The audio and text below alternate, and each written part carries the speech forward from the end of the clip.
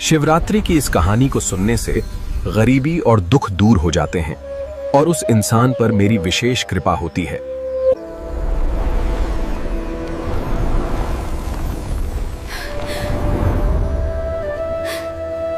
हिंदू धर्म के सबसे पावन और महान पर्वों में से एक है महाशिवरात्रि। यह वो दिव्य दिन है जब स्वयं देवों के देव महादेव की आराधना की जाती है और संपूर्ण ब्रह्मांड शिवमय हो जाता है। आज मैं आपके समक्ष महाशिवरात्रि की वो पावन और प्राचीन कथा लेकर आया हूँ, जिसका महत्व शब्दों में बयान करना असंभव है। शास्त्रों में वर्णित है कि ये कथा केवल एक कहानी नहीं, बल्कि साक्षात महादेव का आशीर्वाद है। इस कथा को सुनने मात्र से मनुष्य के जीवन की दरिद्रता, गरीबी और पुराने से पुराने दुख दर्द जड़ से समाप्त हो जाते हैं। जो भी भक्त सच्चे मन से इस कथा का श्रवण करता है, उसके जीवन में सुख, शांति और अपार धन धान्य की प्राप्ति होती है। अक्सर हमारे जीवन में कई ऐसी बाधाएं आती हैं जो हमारा पीछा नहीं छोड़ती, लेकिन आज की यह कथा उन समस्त कष्टों को हरने की शक्ति रखती है।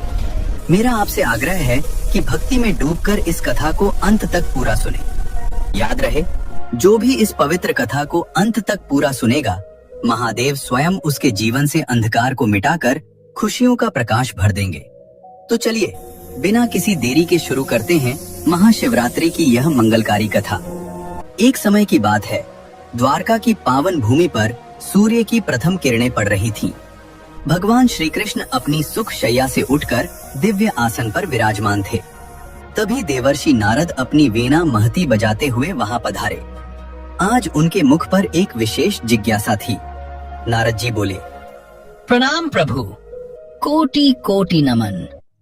हे द्वारकाधीश, हे गोविंद, आज जब मैं तीनों लोकों का भ्रमण कर लौट रहा हूँ, तो मैंने देखा कि चराचर जगत में केवल एक ही नाम की गूंज है, हर हर महादेव।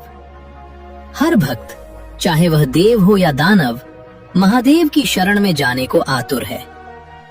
नारद जी बोले, परंतु प्रभु, मेरे मन में एक गहरा कौतूहल उत्पन्न हुआ है। शास्त्रों में महादेव को जटिल तपस्याओं का स्वामी बताया गया है, तो क्या भोलेनाथ केवल उन पर कृपा करते हैं जो वेदों के प्रकांड विद्वान हैं? क्या उनकी दया केवल उन योगियों के लिए सुरक्षित है जो हजारों वर्षों तक वायु पीकर हिमालय की कंदराओं में तप करते हैं? हे मधुसूदन, क्या कोई ऐसा भी सरल मार्ग है जिससे एक अति निर्धन, अज्ञानी, व्याधियों से ग्रस्त और पापों के दलदल में डूबा व्यक्ति भी उस परम पद को पा सके? क्या महादेव उसकी भी दरिद्रता और जन्म जन्मांतर के कष्टों को क्षण भर में हर सकते हैं? कृपा कर मुझे महाशिवरात्रि का वह रहस्यपूर्ण इतिहास सुनाइए जिसने भक्ति की परिभाषा बदल दी। कृष्ण जी बोले, आओ नारद, तुम्हारा ये प्रश्न केवल तुम्हारा नहीं, बल्कि युगों युगों से मानवता के मन में उठने वाली एक पुकार है। सत्य तो यह है कि महादेव को समझना साक्षात ब्रह्म को समझने जैसा है। वे आशुतोष हैं, जिसका अर्थ ही यही है कि वे बहुत शीघ्र, बहुत अल्प प्रयासों से प्रसन्न हो जाते हैं। शिव की सत्ता में विधि विधान, मंत्रों के उच्चारण और उपचारों से कहीं अधिक भाव और समर्पण का महत्व है। कृष्ण जी बोले, आज मैं तुम्हें एक ऐसी प्राचीन कथा सुनाता हूँ जो कर्म और निष्पाप भक्ति के अद्भुत संगम से भरी है। ये कथा किसी राजा या ऋषि की नहीं, बल्कि एक ऐसे व्यक्ति की है जिसे समाज ने अछूत और पापी माना था। ये कथा है अति निर्धन शिकारी लुब्धक की। ध्यान से सुनो देवर्षि, क्योंकि इस कथा के घने अंधेरे और संघर्षपूर्ण अंत में एक ऐसा सत्य छिपा है जो न केवल किसी का जीवन बदल सकता है, बल्कि आत्मा को परमात्मा से मिलाने का सबसे सरल द्वार भी खोल सकता है। कृष्ण जी बोले, नारद, प्राचीन काल में वाराणसी की सीमाओं पर एक अत्यंत भयावह और घना जंगल था। वहां लुब्धक नाम का एक शिकारी अपनी छोटी सी कुटिया में रहता था। उसके परिवार का बोझ उसके कंधों पर पहाड़ जैसा भारी था। घर में बूढ़े और दृष्टिहीन माता पिता थे, एक निष्ठावान पत्नी और नन्हे नन्हे बच्चे थे। लुब्धक जन्म से हिंसक नहीं था, पर पेट की आग ने उसे निर्दयी बना दिया था। उसके लिए जीव हत्या धर्म नहीं, बल्कि परिवार को जीवित रखने की एक मजबूरी थी। एक वर्ष नियति ने उसे ऐसी परीक्षा में डाला कि चारों ओर अकाल पड़ गया। जंगल सूखने लगा और जंगली जानवर गहरे वनों में छिप गए। 7 दिन बीत गए थे। लुब्धक के घर में अनाज का एक दाना तक नहीं पहुंचा था। उसके बच्चे भूख से बेदम होकर फर्श पर पड़े थे और माँ बाप की कांपती आवाजें उसे भीतर तक झकझोर रही थीं। लाचार होकर उसने गांव के एक लालची और पाषाण हृदय साहूकार से कुछ स्वर्ण मुद्राएं उधार ली थीं। नारद जी बोले, साहूकार, वह तो दरिद्रों का खून चूसने वाले होते हैं। क्या उसने लुब्धक की दशा पर दया नहीं की? कृष्ण जी बोले, नहीं नारद, दया तो उसके शब्दकोश में ही नहीं थी। जब लुब्धक कर्ज नहीं लौटा पाया तो उस क्रूर साहूकार ने महाशिवरात्रि के ही पावन दिन पर उसे बंदी बना लिया। उसे घसीटते हुए ले जाया गया और एक अंधेरी सीलन भरी कोठरी में डाल दिया गया। पर देखो महादेव की लीला, वो कोठरी साहूकार के भव्य शिवालय की पिछली दीवार से सटी हुई थी। पूरे दिन उस शिवालय में भक्तों का तांता लगा रहा। विद्वान पंडितों के कंठ से शिव पुराण की कथाएं गूंज रही थीं। ओम नमः शिवाय के मंत्रों से वायुमंडल गूंज रहा था। लुब्धक भूखा प्यासा उस काल कोठरी की मिट्टी पर पड़ा तड़प रहा था, पर न चाहते हुए भी उसके कानों में भगवान शिव की महिमा के शब्द अमृत बनकर घुल रहे थे। उसे पता ही नहीं चला कि महादेव की कथा सुनते सुनते वो अनजाने में श्रवण भक्ति का फल प्राप्त कर रहा है और उसका हृदय धीरे धीरे निर्मल हो रहा है। नारद जी बोले, अद्भुत प्रभु, अनजाने में ही सही पर उसने शिव के नाम का आश्रय तो लिया। फिर उस साहूकार ने उसके साथ क्या किया? कृष्ण जी बोले, शाम होते ही साहूकार गरजता हुआ कोठरी के पास आया। उसने लुब्धक को बाहर निकाला और बोला, देख लुब्धक, सूरज डूबने वाला है। अगर तूने आज रात के भीतर मेरा हिसाब नहीं किया तो कल सुबह होने से पहले मैं तेरे परिवार को गांव की सरहद से बाहर फेंकवा दूंगा। वे भूख से तड़प कर मरें या जंगली जानवर उन्हें खा जाएं, मुझे फर्क नहीं पड़ता। जा, ये तेरा आखिरी मौका है। लुब्धक बोले, सेठ जी, मुझे पत्थर मार लीजिए पर मेरे बच्चों को न सताइए। मैं आज रात अपनी जान पर खेल कर भी कोई शिकार लाऊंगा। मैं उस महादेव की कसम खाकर कहता हूँ, जिनकी गूंज आज चारों ओर है, कि कल सुबह आपका हिसाब चुकता कर दूंगा। कृष्ण जी बोले, नारद, लुब्धक वहाँ से पागलों की तरह भागा। उसके हाथ कांप रहे थे, पेट में भूख की लहरें उठ रही थी, पर मन में केवल एक ही लक्ष्य था, शिकार। वो घने जंगल के बीचों बीच एक जलाशय के तट पर जा पहुंचा। वो जानता था कि रात के सन्नाटे में प्यासे जानवर अपनी प्यास बुझाने यहाँ जरूर आएंगे। सुरक्षा और शिकार के सही अवसर के लिए वो एक विशाल पेड़ पर चढ़ गया। वो बिल्व यानी बेल का पेड़ था। कृष्ण जी बोले, अंधेरी रात, डरावनी आवाजें और काल जैसा सन्नाटा। लुब्धक उस पेड़ की डालियों के बीच छिपकर बैठ गया, पर उसे इस बात का तनिक भी आभास नहीं था कि उस पेड़ की जड़ों के पास सूखे पत्तों के ढेर के नीचे एक प्राचीन शिवलिंग दबा हुआ था, जो युगों से किसी भक्त की राह देख रहा था। नियति ने उस रात एक ऐसा खेल रचा था जहां एक पापी शिकारी अनजाने में ही उस महाकाल के सबसे करीब पहुंच गया था। कृष्ण जी बोले, रात का पहला प्रहर शुरू हुआ। कड़ाके की ठंड बढ़ रही थी और हवा के झोंकों से लुब्धक का शरीर कांप रहा था। पेड़ पर अपनी जगह बनाने और सामने का दृश्य साफ करने के लिए लुब्धक ने कुछ टहनियों को अनजाने में ही तोड़ा। कड़कड़ाती ठंड के बावजूद भूख और तनाव के कारण उसके शरीर से पसीने की बूंदें टपकी। वे बूंदें और वे टूटे हुए बेलपत्र सीधे नीचे उस शिवलिंग पर गिरे। नारद, अनजाने में ही सही, पर उस पापी के हाथों महादेव का जल अभिषेक और बिल्व अर्चन हो गया। तभी एक गर्भवती हिरणी वहां जल पीने आई। लुब्धक की आंखों में चमक आ गई। उसने तुरंत धनुष पर बाण साधा, पर जैसे ही वह तीर छोड़ने वाला था, वह हिरणी थर थर कांपते हुए मनुष्य की वाणी में चीख उठी। हिरणी बोली, ठहरो शिकारी, रुक जाओ, मुझे मत मारो। मेरी आंखों में देखो, मैं केवल एक जीव नहीं हूँ। मेरे पेट में नन्ही जानें पल रही हैं, जो अभी संसार को देखना चाहती हैं। यदि तुम मुझे मारोगे तो तुम एक नहीं बल्कि कई निर्दोषों की हत्या के अपराधी बनोगे। मुझ पर दया करो शिकारी, मुझे जाने दो। मैं अपने बच्चों को सुरक्षित स्थान पर अपने परिवार के पास छोड़ आऊंगी और फिर स्वयं तुम्हारे पास लौट आऊंगी। लुब्धक बोले, मैं तुम पर विश्वास कैसे करूं? इस क्रूर संसार में जानवर तो क्या, इंसान भी वादे तोड़ देते हैं। मेरे खुद के बच्चे घर में भूख से तड़प रहे हैं। उनके प्राण निकल रहे हैं।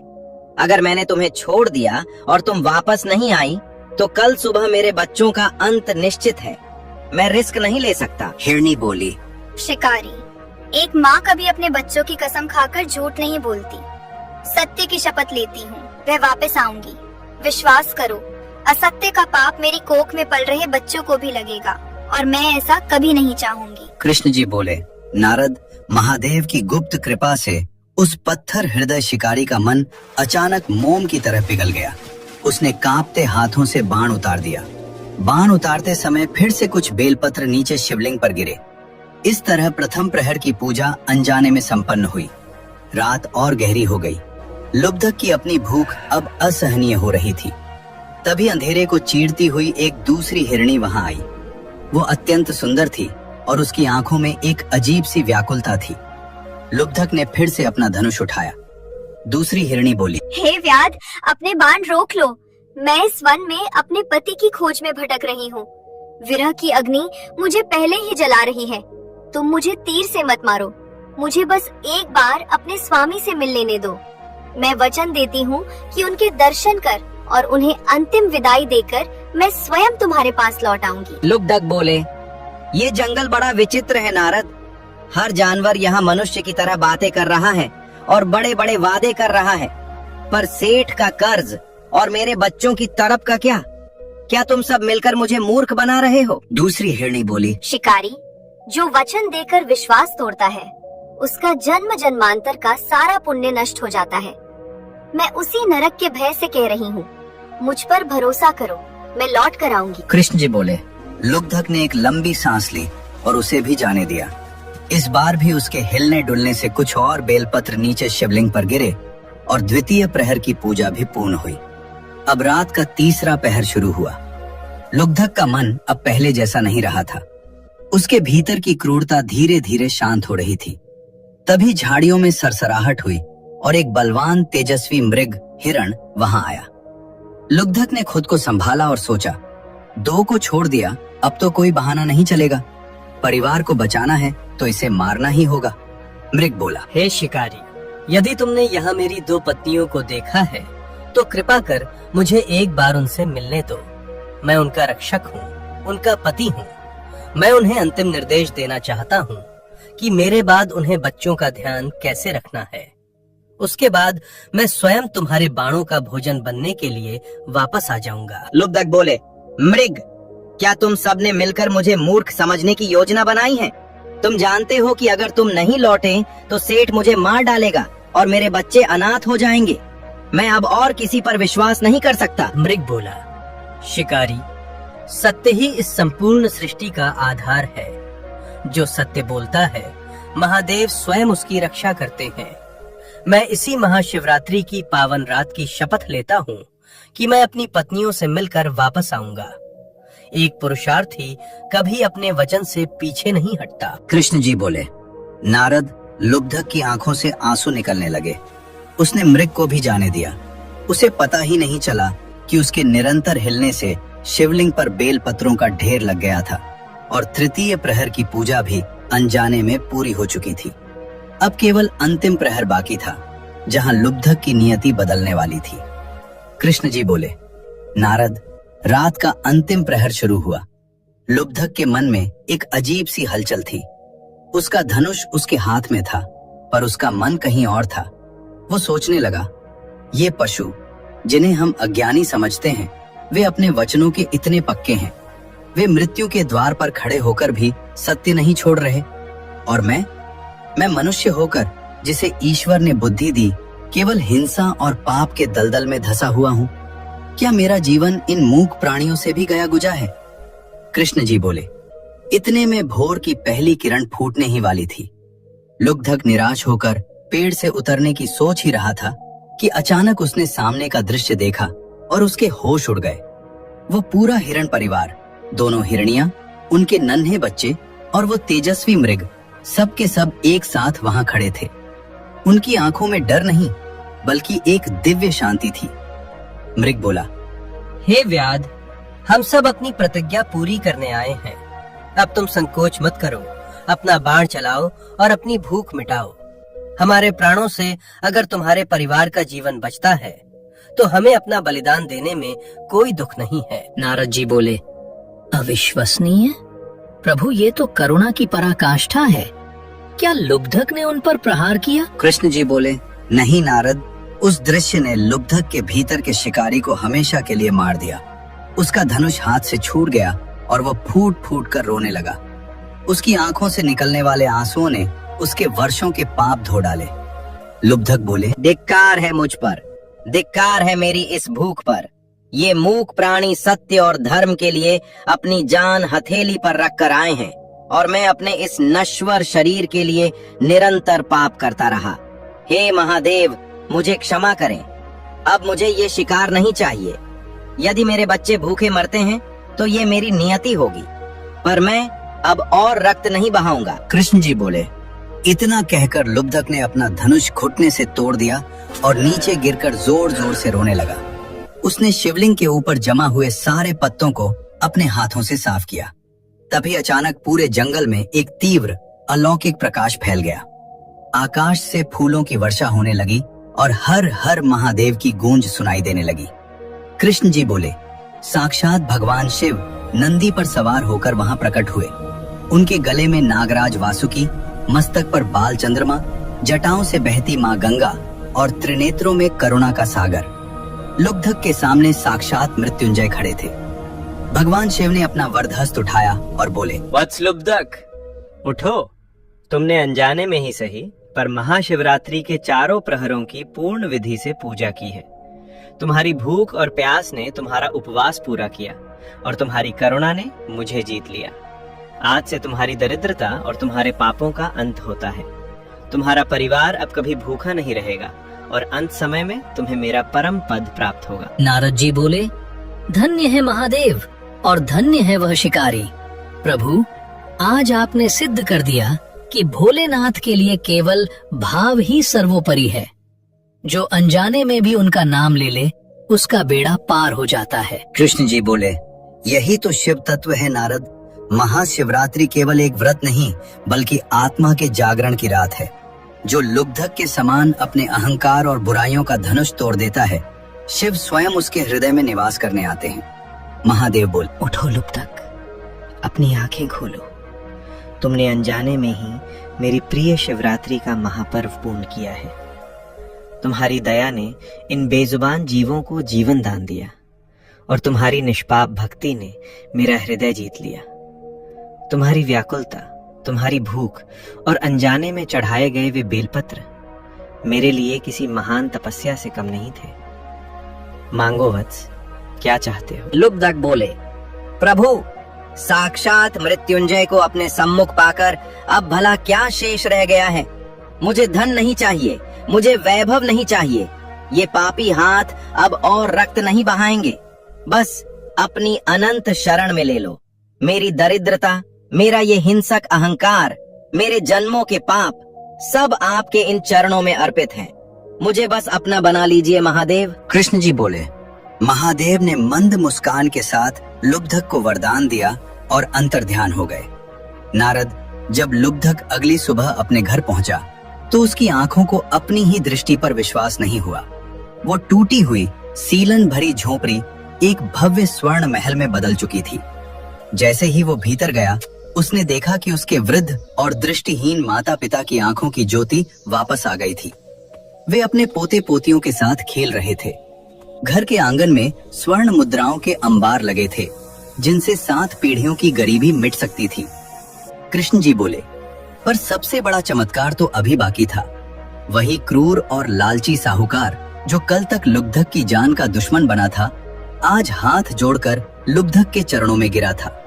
वो फूट फूट कर रोते हुए क्षमा मांग रहा था, क्योंकि उसे भी रात के अंतिम प्रहर में महादेव ने स्वप्न में दर्शन देकर उसके पापों का बोध कराया था।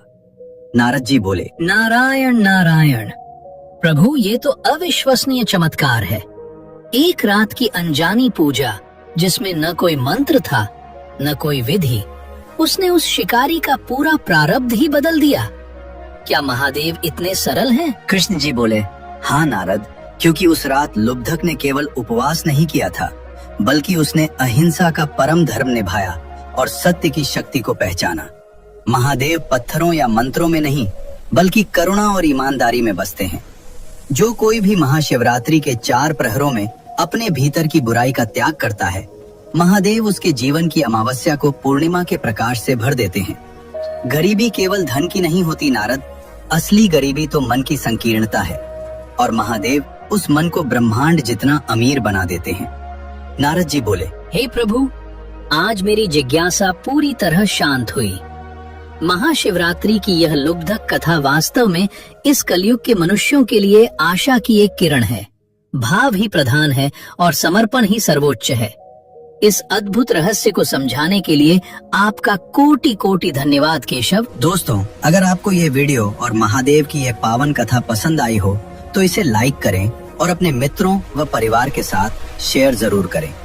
कमेंट बॉक्स में अपनी श्रद्धा प्रकट करते हुए हर हर महादेव लिखना न भूलें, और ऐसी ही भक्तिमय कथाओं व आध्यात्मिक जानकारियों के लिए हमारे चैनल को सब्सक्राइब करना बिल्कुल न भूलें। महादेव आपकी सभी मनोकामनाएं पूर्ण करें।